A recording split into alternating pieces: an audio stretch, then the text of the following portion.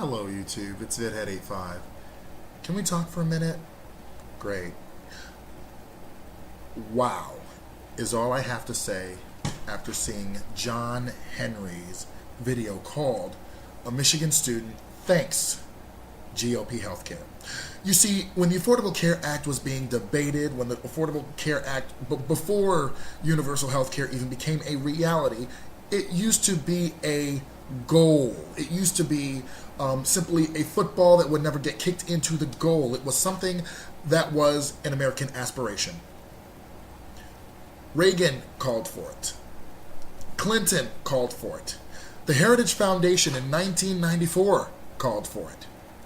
What changed between 1994 and 2008? This changed. Yeah, see that face? It's quite different from this one that called for it, and this one who was the first to call for universal health care. But the do-nothing Congress of Truman rejected it, and guess what came up in the place of universal health care?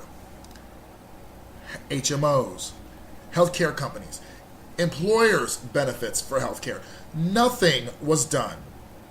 Meanwhile, in 1946 on, after World War II, we were making sure that the war-torn countries of Europe had universal health care. Now, a man by the YouTube handle of John Henry, and I will link his video below. This man has had enough. Many of us have had enough. But it doesn't matter how many YouTube videos you make,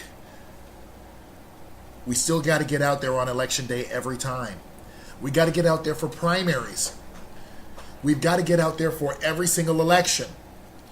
Because we know that if there is low turnout, it will not benefit the liberals. It will benefit the GOP, just like the Colorado recall elections.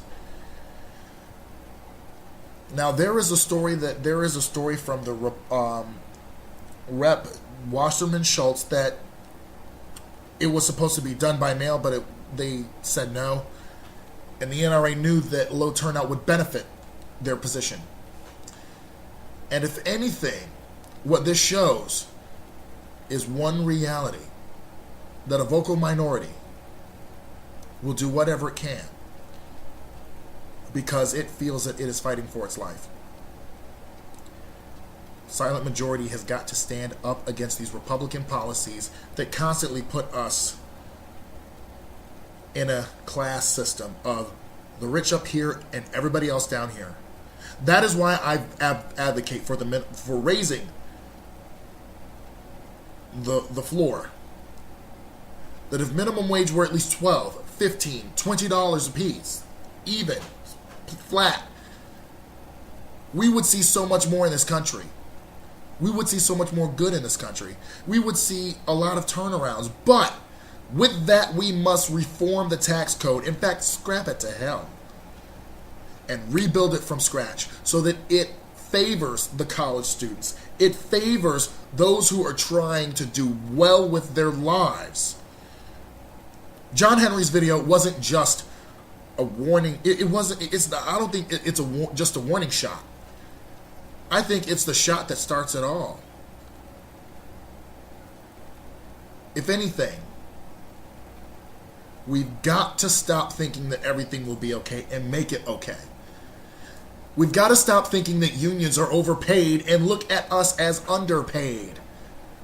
We've got to stop looking at those who are getting food stamps from the government and look at those who are dependent on government to give them the tax subsidies that college students, workers in low-income areas, in low-income jobs like Walmart, getting those benefits because Walmart pays them so little. When I feed the poor, you call me a saint.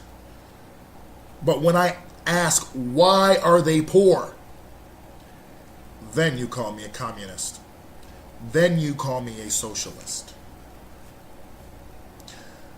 Well, if wondering why poor people are poor, and telling you that it is our tax code rigged in the favor of the rich, and that closing loopholes is mandatory for the rich, and drawing on the side of the people is what we need, and those businesses can go to hell because we create the jobs that they fill anyway, I dare you to call me a socialist. Because I am.